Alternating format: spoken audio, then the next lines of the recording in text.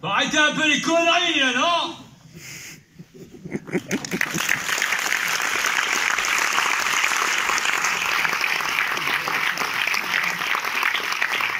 Bonsoir à tous. Heureux de vous voir si nombreux, d'abord pour la réouverture de la Cinémathèque. Donc, cette salle Henri Langlois est pleine comme un œuf. Un peu désolé pour les spectateurs qui se retrouvent assis sur une marche. Mais voilà, on a fait entrer tout le monde dans cette projection de France, qui est dans les salles pourtant, mais vous êtes très nombreux à avoir tenu à le voir à la Cinémathèque, donc pour l'ouverture de cette rétrospective intégrale Bruno Dumont, qui ouvre la saison comme c'est de tradition, puisque à chaque début de mois de septembre, nous tenons à faire la rétrospective d'un cinéaste contemporain. D'ailleurs, souvent, son film a été montré quelques mois avant au Festival de Cannes. C'est le cas de Bruno Dumont avec France ce soir. Et demain, vous aurez une rétrospective plus patrimoniale, disons, puisque vous aurez l'ouverture de la rétrospective intégrale d'Ino Risi qui commence demain soir, jeudi. Quelques remerciements. D'abord, saluer la présence d'un acteur du film, d'un comédien. Il s'appelle Emanuele Arioli et il est quelque part par là. Où est-ce que vous êtes, Emanuele? Je vous ai vu tout à l'heure. Voilà, bonsoir. Soyez bienvenus à la Cinémathèque. Remercier nos amis de Pictanovo Images en Hauts-de-France qui se sont associés avec la région Hauts-de-France à cette rétrospective Bruno Dumont, puisque Bruno Dumont, comme vous le savez, est un natif des Hauts-de-France, et donc Pictanovo et la région ont tenu à être présents à cette rétrospective intégrale. Évidemment, le ministère de la Culture et le CNC, nos tutelles, les grands mécènes de la Cinémathèque française, Chanel, la Fondation Gann pour le cinéma, et puis bien sûr 3B Productions, Jean Bréa, le producteur historique de Bruno Dumont, est dans la salle. Il ne veut pas parler, mais vous pouvez l'applaudir, il est par là. Remerciements aussi à Art Sélection. Laurent et Michel Pétain ne sont pas là, mais donc ils sont les distributeurs du film. Vous dire que le samedi 11 septembre, après la projection de La vie de Jésus, le premier film de Bruno Dumont, j'aurai le plaisir d'animer sa leçon de cinéma avec ma camarade Émilie Coquille. Ça sera le 11 septembre à 14h30 et on n'a pas vraiment encore décidé lesquels, mais Bruno Dumont nous fera l'amitié de venir présenter plusieurs séances, plusieurs films pendant cette rétrospective qui dure 15 jours. Alors, quelques mots sur le cinéaste et sur l'œuvre. On pourrait dire déjà que c'est passé vite, parce que la découverte de Bruno Dumont, c'était en 1996, c'était au Festival de Cannes, c'était à la quinzaine des réalisateurs, et un bruit s'est répandu à Cannes, comme ça arrive parfois quand il se passe quelque chose, quand un film important émerge, qu'il y avait un film donc, qui s'appelait La vie de Jésus, et qui faisait sensation à la quinzaine, et que donc il fallait s'y précipiter, toute séance tenante. C'était donc en 1996, c'était il y a 25 ans. Entre-temps, donc, il y a eu 10 films de plus et 2 séries télévisées. France, que vous allez voir ce soir, est donc le 11e long métrage. Et donc, c'est construite comme ça, une œuvre. Et c'est pour ça que nous tenions tant à organiser cette rétrospective et à montrer toute l'œuvre de Bruno Dumont, pour la montrer non seulement dans son intégralité, mais dans son évolution. Parce qu'on se dit que le cinéaste de La vie de Jésus, vous allez évidemment le retrouver dans France ce soir, mais Dieu sait s'il a changé, s'il a évolué, si son système de représentation a changé, et c'est ça qu'on tenait à montrer. Bruno Dumont, il y a beaucoup de termes qui sont utilisés pour parler de son cinéma, pour lui rendre hommage. Je pense que celui qui en a le mieux parlé récemment, c'est là-dedans, c'est dans notre programme, c'est un grand critique de cinéma qui a aussi travaillé à la Cinémathèque française, qui s'appelle Philippe Azouri, et qui a réussi à condenser en 2 pages, parce qu'on ne lui a pas accordé plus, malheureux, quel était vraiment l'apport de Bruno Dumont dans le cinéma et dans le cinéma français. Et Philippe Azouri, il explique très bien que Bruno Dumont a apporté le cinéma à lui, l'a amené à lui, mais qu'il en a fait quelque chose de très singulier et d'unique. C'est-à-dire qu'il a travaillé les codes du cinéma, il a travaillé les genres du cinéma. Par exemple, le film que vous allez voir ce soir, France, est sûrement un mélodrame, mais comme souvent les mélodrames, on aurait pu aussi le qualifier de roman photo.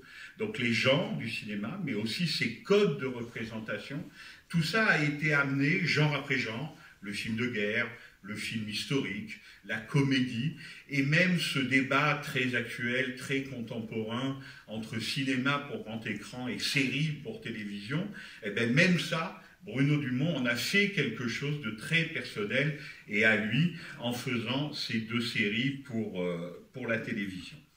C'est aussi un cinéaste de l'hyperréalisme, c'est le cas, je pense, avec France. Donc c'est un cinéaste où parfois on se demande ce qu'on est en train de voir. Et Philippe Azouri raconte très bien que ça peut créer une certaine panique chez le spectateur. Ça peut aller jusqu'à la panique parce qu'on se dit mais quel est ce drôle d'objet que je suis en train de regarder? Donc ça peut provoquer des réactions d'amour très violentes, de rejet aussi, parfois, tout aussi violentes. Et je pense que Bruno Dumont l'assume complètement dans sa démarche. C'est cette insistance et ce talent pour appuyer exactement là où ça fait mal. Donc le film que vous allez voir ce soir, et il a été accompagné de La Rumeur cannoise, de sa présentation à Cannes, mais aussi de sa sortie, c'est vraiment un film extrêmement contemporain sur notre monde et les images de ce monde. Et en le voyant, je me souvenais, je ne sais pas si vous vous souvenez, de ce vieux discours de Wim Wenders, il y a très longtemps, je crois que c'était en 1984 à Cannes, quand il a reçu la Palme d'Or pour Paris, Texas. Il disait, si on veut changer le monde, il faut commencer par changer les images du monde. Bruno Dumont est peut-être moins idéaliste.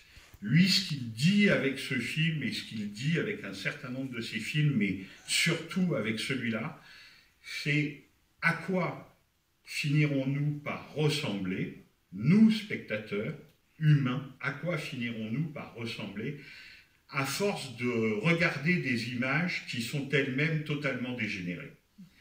C'est une vraie question. Et je pense que dans cette salle, on regarde tous la télévision, on regarde tous les chaînes info, on regarde les images dégénérées de ce monde qu'on nous envoie. Je pense que c'est un des sujets du film. Et quel peut être l'échappatoire à ce piège qui est en train de se refermer sur nous? Pardon? J'ai pas entendu. Éteindre la télé, par exemple. On en parlera, par exemple, ou voir ce film.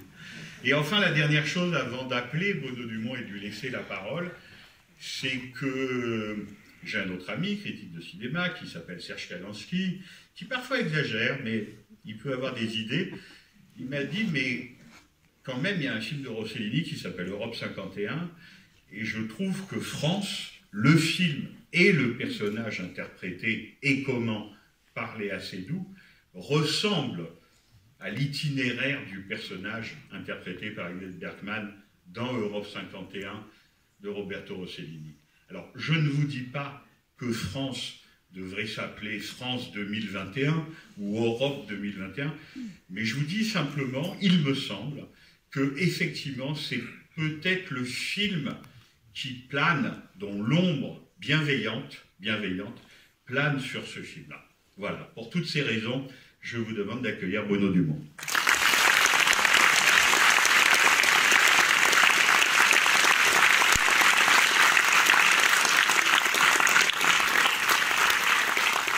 Merci beaucoup. Ça va être difficile de parler après ça, mais bon. Écoutez, d'abord, je voudrais vous remercier, Frédéric Bonneau, de m'accueillir ici, votre équipe. Mais je voudrais d'abord dire qu'il y a un acteur qui n'a pas été nommé, qui est Fabien Fenet, qui est ici, qui est là.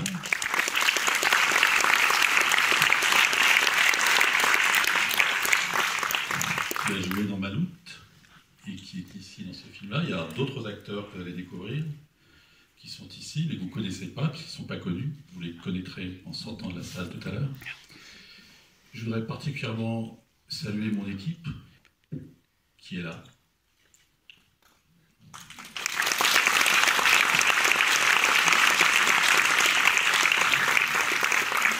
Je veux remercier pour leur travail. J'aurais salué mon producteur, Jean Bréa.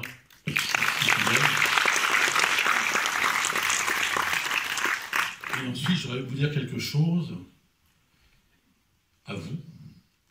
C'est que j'ai été très très souvent à votre place, là où vous êtes, et je ne pensais pas qu'un jour je serais à la bien ici devant vous. Tout ça pour vous dire que j'ai passé beaucoup de temps à la Cinémathèque. Et en fait, je pense que, vous savez, je n'ai pas fait d'école de cinéma. Et en fait, j'ai appris le cinéma surtout ici, dans cette salle, en regardant des films. Et j'avais cette habitude un peu curieuse de venir voir des films assez souvent, et toujours des films que je ne connaissais pas. Donc j'ai vu des films totalement improbables, de cinéastes totalement inconnus. Et je pense que c'est aussi comme ça que j'ai trouvé ma voie, de ne pas forcément suivre les grands maîtres, mais de voir les petits maîtres. Et ils m'ont vraiment beaucoup appris. Et donc je sais d'où je viens, donc voilà, je viens d'un cinéma français, mais autant d'un cinéma mondial. Et je suis voilà, très très heureux de me retrouver là et tout étonné en même temps. Et je voudrais avoir une pensée pour Christophe, parce qu'il aurait été tellement heureux d'être là, vous n'imaginez pas, à la Cinémathèque, lui. Mais bon, quand on est mort et quand on est artiste, finalement, on est toujours à moitié vivant. Et vous allez entendre sa musique du début à la fin. Et je suis très très heureux qu'il reste un petit peu vivant avec nous. Voilà, je vous remercie beaucoup.